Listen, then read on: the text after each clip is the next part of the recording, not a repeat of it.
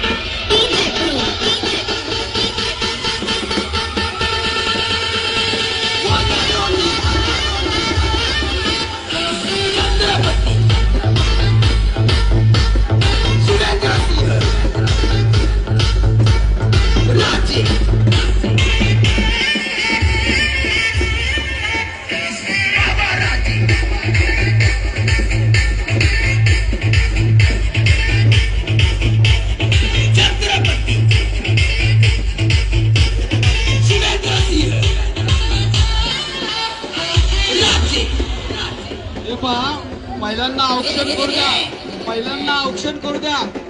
आपल्या मंत्री महोदयांना महिलांना औक्षण करायचंय. त्यांना साईड द्या. पहिल्यांदा थोडी साईड द्या. पहिल्यांदा औक्षण करू द्या. पहिल्यांदा सर्वांना विनंती आहे की महिलांना औक्षण करू द्या. आपल्या मंत्रिमंडळांना औक्षण करू द्या. पहिल्यांदा सर्वांना विनंती आहे महिलांना औक्षण करू द्या.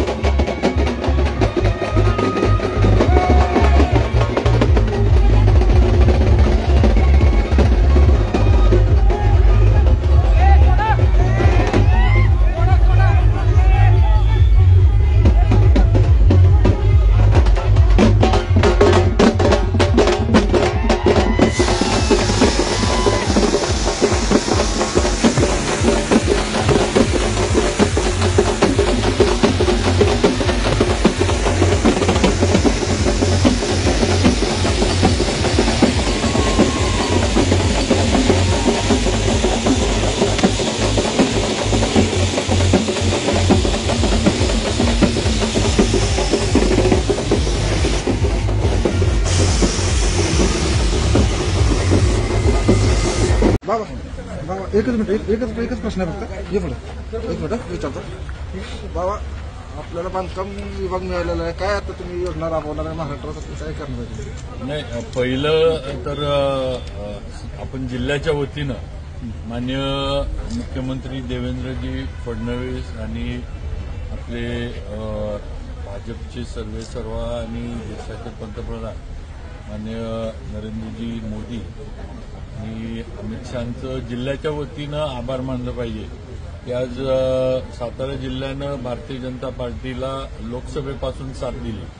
लोकसभेला उदयनराजेंना निवडून आणण्यामध्ये सातारा जिल्ह्यातील सर्व कार्यकर्त्यांनी भारतीय जनता पार्टीच्या आणि मतदारांनी पक्षावर विश्वास ठेवला.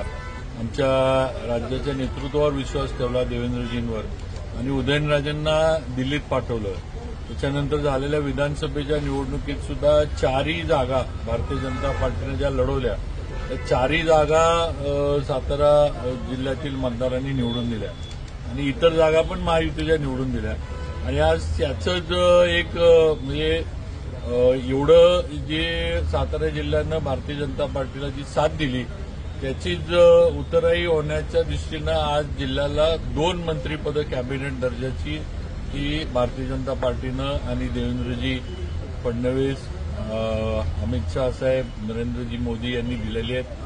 दोन्ही खाती पण जी आहेत आता माझ्याकडं सार्वजनिक बांधकाम विभागाची जबाबदारी दिली आहे, गोरे साहेबांकडे ग्रामविकास विभागाची जबाबदारी दिली आहे. हे दोन्ही विभाग पण जे जिल्ह्याला दिले ते पण भरपूर काम त्याच्या माध्यमातून करता म्हणजे येतंय आणि मोठी दोन्ही खाती पण मोठी आहेत. दोन्ही सातारा जिल्ह्याला दिली. मग जिल्ह्याच्या वतीनं मी भारतीय जनता पार्टीचे नेते माननीय मोदीजी, देवेंद्रजी सगळ्यांचा आभार मानतो. आता इथून पुढे नक्कीच सातारा जिल्ह्यातील जी म्हणजे रस्ते प्रामुख्याने जे आहेत आणि पूल जे असतील त्याची कामं आपल्या सार्वजनिक बांधकाम विभागाच्या माध्यमातून चांगली दर्जेदार कशी होतील, नवीन नवीन जे काही रस्त्याचं जाळं जे निर्माण करायचं जिल्ह्यामध्ये नुसतं माझ्या मतदारसंघापुरतं नाही, तर जिल्ह्यामध्ये जे करायचे ते आम्ही करू. येणारी जिल्हा परिषद, नगरपालिका, नगरपंचायती ज्या असतील या सुद्धा भारतीय जनता पार्टीच्या नेतृत्वामध्ये, भारतीय जनता पार्टीच्या विचाराच्या कशा निवडून येतील हा प्रयत्न आमचा 100% राहणार. बाबा 4 कॅबिनेट मंत्रीपद आहे, कसा समन्वय राखला जाईल तुमच्याकडून आणि पालकमंत्रीपदासाठी तुमचं नाव पुढे येते काय नाही, म्हणायचं? 4 मंत्रीपद आहेत कारण साहजिक आहे शंभूराजे शिवसेनेचे इथले यापूर्वी त्यांच्या गटातनं, त्यामुळं म्हणजे चौघांची पण माझं तर मध्ये आता जबाबदारी जास्त वाढली आहे कारण लोकांच्या अपेक्षा या आता जास्त वाढल्या ना की 4 मंत्री आहेत म्हणल्यावर जिल्ह्यामध्ये आता जे काही प्रश्न शिल्लक राहिलेत मग सिंचनाचे असतील, मान खटाव किंवा कोरेगावच्या दुष्काळी भागाचे असतील, डोंगरी भागातल्या दळणवळणाचे असतील, शहरातले असतील, सातारा शहरातील जे ज्या काही मूलभूत गरजा आहेत ह्याचे प्रश्न जे आहेत ते आता सुटले पाहिजेत. पाटणसारखा डोंगरी तालुका आहे तिथले प्रश्न असतील.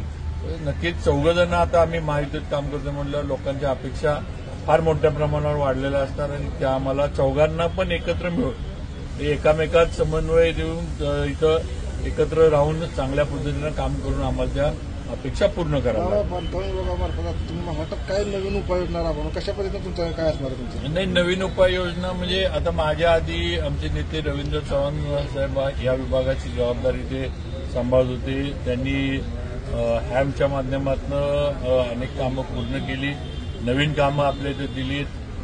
दुसरं एशियन डेव्हलपमेंट बँकेच्या माध्यमातून त्यांनी मोठ्या प्रमाणावर फंडिंग आणलं. परवा दिवशी पण मी नागपूरला असताना माननीय नितीनजी गडकरींना भेटलो.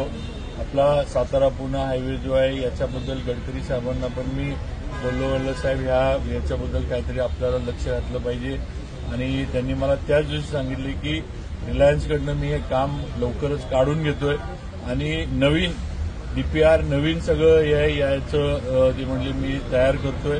नवीन एजन्सी या रस्त्याच्या कामासाठी हे पुणे सातारा हायवे नॅशनल हायवेच्यासाठी मी देणार आहे आणि मी त्यांना म्हटलं की साहेब एक सगळे लोकप्रतिनिधी घेऊन एक मीटिंग एकदा पाहिजे मुंबईत किंवा दिल्लीत लावा, आम्ही सगळे येतो. तर ते सुद्धा ते लावतो म्हटलं. पण त्यांनी 100% मला सांगितले की रिलायन्सकडनं काम आम्ही काही म्हणजे प्रोसिडिंग झाले, सगळं झालंय आणि रिलायन्सकडनं काम आम्ही काढून घेतो. बाबा पालकमंत्री पदासाठी तुमचं नाव चर्चेत आहे. शेवटी हा निर्णय मुख्यमंत्र्यांचा आहे. जसं डिपार्टमेंटच्या खात्यांच्या बाबतीत मुख्यमंत्र्यांनी निर्णय घेतला तसं पालकमंत्र्यांच्या बाबतीत सुद्धा देवेंद्रजी असतील, एकनाथ शिंदेसाहेब असतील आणि अजितदादा असतील, तिघं मिळून निर्णय घेतले. छत्रपती शिवाजी महाराजांच्या वारस असले सांगा. मला म्हटलं तर पहिल्यांदाच माझं मंत्रीपद आहे ते. भाऊसाहेब महाराज उदयनराजेंनंतर तुम्हाला भेटलेलं आहे ना? आता मला वाटते 30-35 वर्ष झाली सातारला मंत्रीपद नव्हतं आणि मतदारांची एक मनापासून आता निवडणुकीमध्ये एक भावना झाली होती किंवा यावेळेला सातारला मंत्रीपद पार्टीनं ही अपेक्षा सातारकरांची पूर्ण केली. आता आम्ही जी अपेक्षा आमच्याकडनं सातारकरांच्या आहेत मंत्री म्हणून माझ्याकडनं त्या पूर्ण करण्यासाठी नक्कीच पूर्ण ताकदीनं प्रयत्न करतो.